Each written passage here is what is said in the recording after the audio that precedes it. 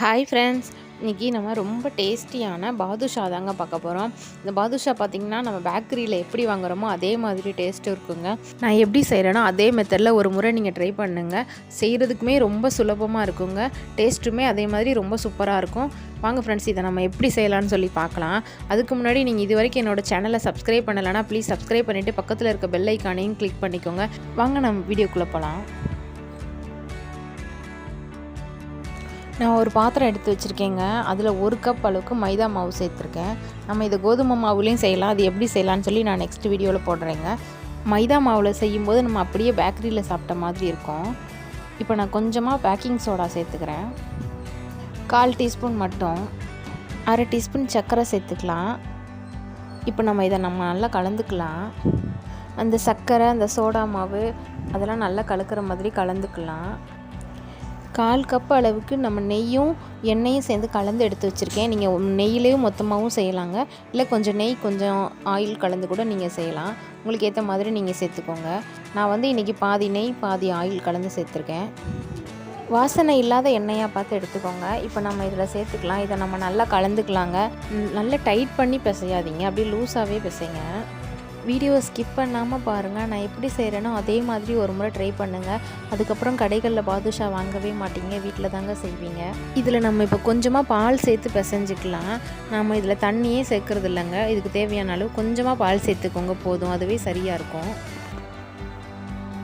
சப்பாத்தி மாவை விட இது கொஞ்சம் கட்டியாக பிசையணுங்க. சப்பாத்தி மாவுக்கு நம்ம நல்லா அமுக்கி பிசைவோங்க. இது நம்ம நல்லா லூஸாகவே பிசையணும். அப்போ தான் அந்த லேயராக கிடைக்கும்.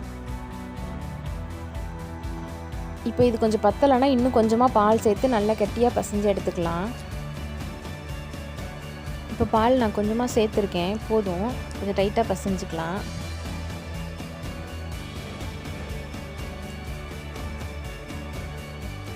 பாருங்கள், நான் நல்லா பிசைஞ்சு எடுத்துகிட்டு வந்துட்டேன். இப்போ இது ஓப்பன் பண்ணாலே நமக்கு நல்ல லேயராகவே இருக்கும். பாருங்கள், பாதுஷாவில் எப்படி லேயராக இருக்கும் அந்த மாதிரி இருக்கும்.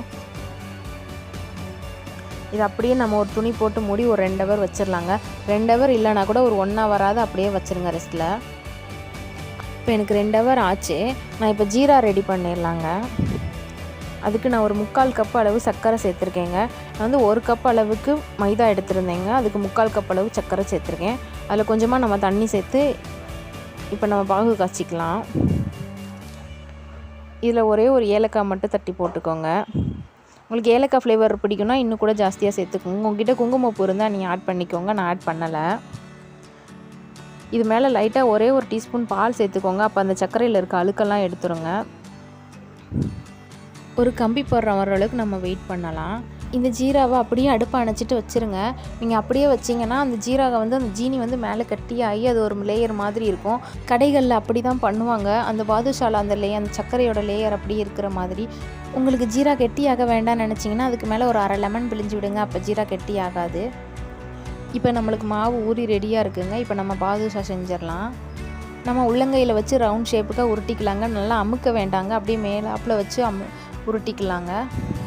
அதில் கொஞ்சம் அந்த உருண்டையில் கொஞ்சம் கீறல் இருக்க தாங்க செய்யும். இப்போ நம்மளோட விரல்களை வச்சு அதில் ஒரு ஓட்டை போட்டுக்கலாம். அப்படியே நம்ம கை வச்சு லைட்டாக அமுக்கி தட்டையாக்கிக்கலாம்.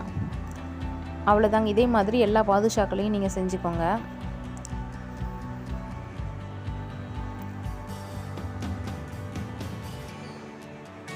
இதே மெத்தடில் செய்யுங்க. நம்ம செஞ்சு முடிச்சப்பட்டு கூட கீறல் விழாதுங்க.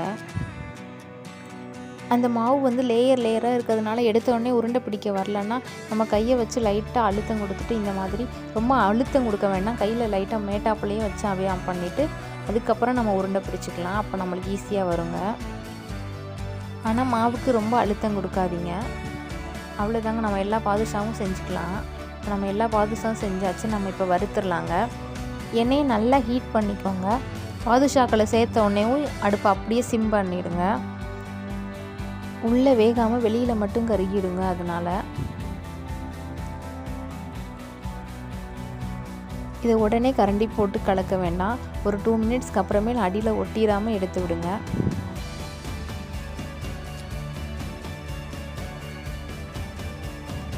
இப்போ பாருங்கள், நம்மளுக்கு கொஞ்சம் ஃப்ரை ஆகிடுச்சு. இன்னும் ஒரு 2 மினிட்ஸில் நம்மளுக்கு ஃபுல்லாக ஃப்ரை ஆகிடுங்க. பாருங்கள், இது நம்மளுக்கு கரெக்டாக வெந்திருக்குங்க. இப்போ நம்ம எல்லா பாதுஷாவில் எடுத்துடலாம். இந்த கலர் வந்தோடனே நீங்கள் எடுத்துருங்க. ஆனால் அடுப்பு ஃபுல்லாக சிம்மில் தாங்க இருக்கணும். அடுத்த பாதுஷா போடும்போது கொஞ்சம் ஹீட் பண்ணிவிட்டு அப்புறமேல் அடுப்பை ஃபுல்லாக குறைச்சிட்டு அடுத்த மிச்சம் இருக்கிறத சேர்த்துக்கோங்க. இப்போ எல்லா பாதுஷாக்களையும் நம்ம வறுத்துக்கலாம். இப்போ நம்ம வறுத்த பாதுஷாவை ஜீராவில் நம்ம சேர்த்துக்கலாம். எல்லா பாதுஷாக்களையும் ஜீராவில் சேர்த்துட்டு ஒரு பக்கம் 5 மினிட்ஸ், அப்புறம் அடுத்த பக்கம் திருப்பி அடுத்த பக்கம் 5 மினிட்ஸ்னு சொல்லி வச்சுக்கோங்க. அப்போ நம்மளுக்கு கரெக்டாக எல்லா பாதுஷாக்களையும் ஜீரா இறங்கியிருக்கும். பாருங்கள், நம்மளுக்கு பாதுஷா சூப்பராக ரெடி ஆயிடுச்சுங்க. பாருங்கள் எவ்வளோ சாஃப்டாக இருக்குதுன்னு சொல்லிட்டு. ஓகே ஃப்ரெண்ட்ஸ், கண்டிப்பாக உங்கள் வீட்டில் இதே மாதிரி நீங்கள் பாதுஷா நான் எப்படி செஞ்சேனோ அதே மெத்தடில் ட்ரை பண்ணுங்கள். டேஸ்ட்டு ரொம்ப சூப்பராக இருக்குங்க. உங்கள் வீட்டில் இருக்கிறவங்களுக்கும் ரொம்ப பிடிக்கும். ஓகே ஃப்ரெண்ட்ஸ், இந்த வீடியோ உங்களுக்கு பிடிச்சிருந்துச்சுன்னா ஒரு லைக் பண்ணுங்கள், ஷேர் பண்ணுங்கள், கமெண்ட் பண்ணுங்கள். ப்ளீஸ் சப்ஸ்கிரைப் பண்ணுங்கள் ஃப்ரெண்ட்ஸ். தேங்க்யூ.